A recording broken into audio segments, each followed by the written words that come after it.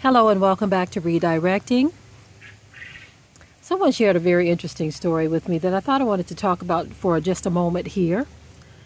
There is a bill that they are trying to pass in Oregon that would allow black people or so-called African Americans to sue those individuals who continue to call the police on us for simply existing while black. They said that the bill received overwhelming support, where the majority of the people who voted actually thought it was a great idea. Now, there was a small percentage who didn't, so you wonder, who were they? Who were these people, the individuals who didn't think it was a good idea, that would give us an opportunity to sue these people? Now, I remember saying this in the past, that maybe we should start calling the police on them for harassing us. But then I said, nah, because usually what happens if we call the police on them for harassing us, they usually show up and take the black person down before even finding out what's going on. So I scratched that idea. But this idea is, I think, even better, because the police, they make themselves judge, jury, executor, all of that. But if you go and you say, look, I'm going to sue you. You called the police on me. All I was doing was walking across the street. I was breathing. I was sitting down. I was drinking coffee. I wanted to say hello to my neighbor or whatever the case may be. Just little silly reasons. Barbecuing at the park.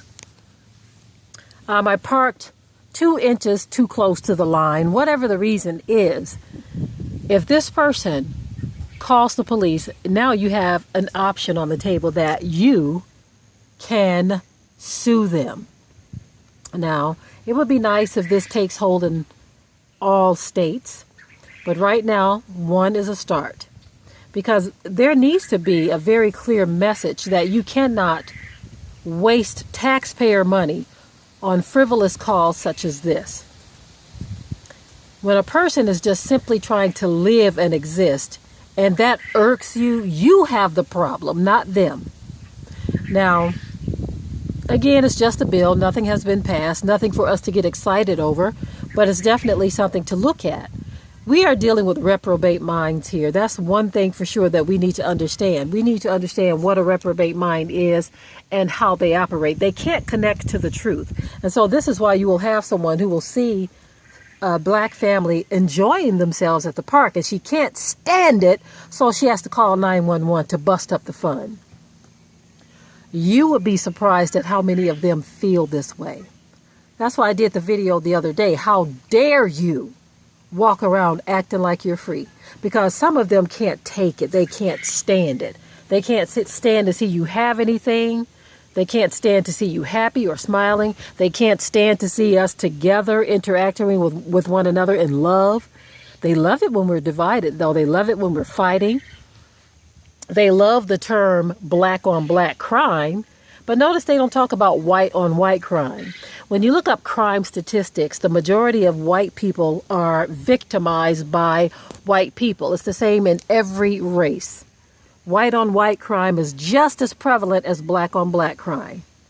But you wouldn't know that if you talk to them, because there's this sorcery that they are doing, because they've done so much low down, rotten, dirty stuff in this world, that because they control the media and all of this stuff, they have to shine the light on us, because they're looking so bad right now. They're like, we got to get the spotlight off of us and point to every little thing they do. Every little thing. We have to put doubt in everyone's mind to make everyone fear them. I don't care if they're in the cradle.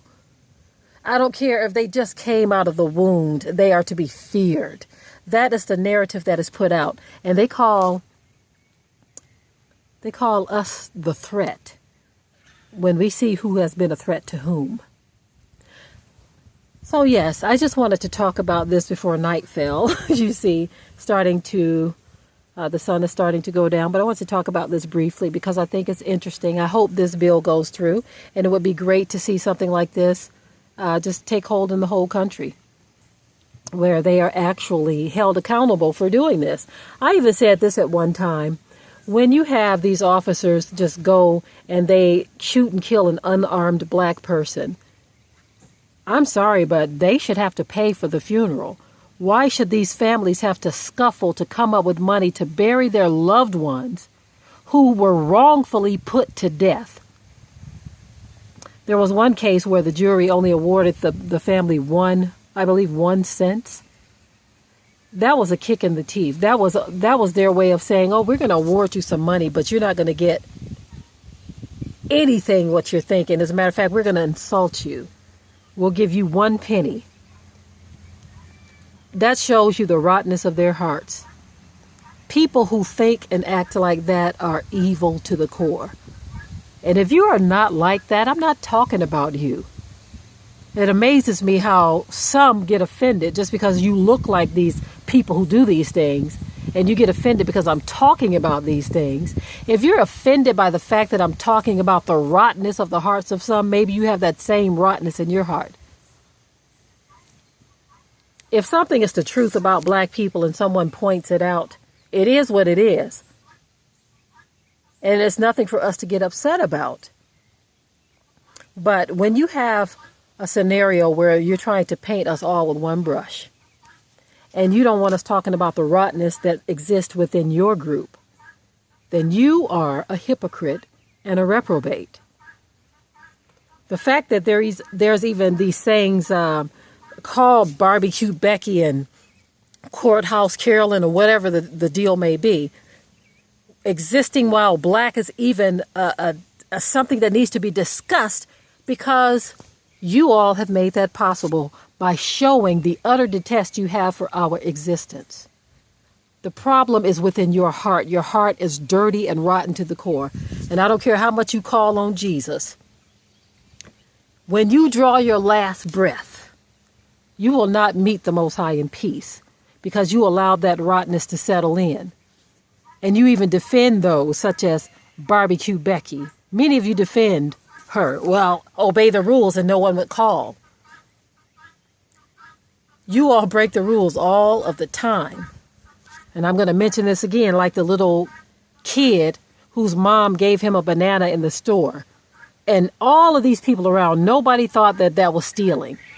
He eats it down. And you and I both know that bananas have to be weighed. And I doubt very seriously if when she got there, she said, oh, my son ate a banana, here's the money. See, you all can do that.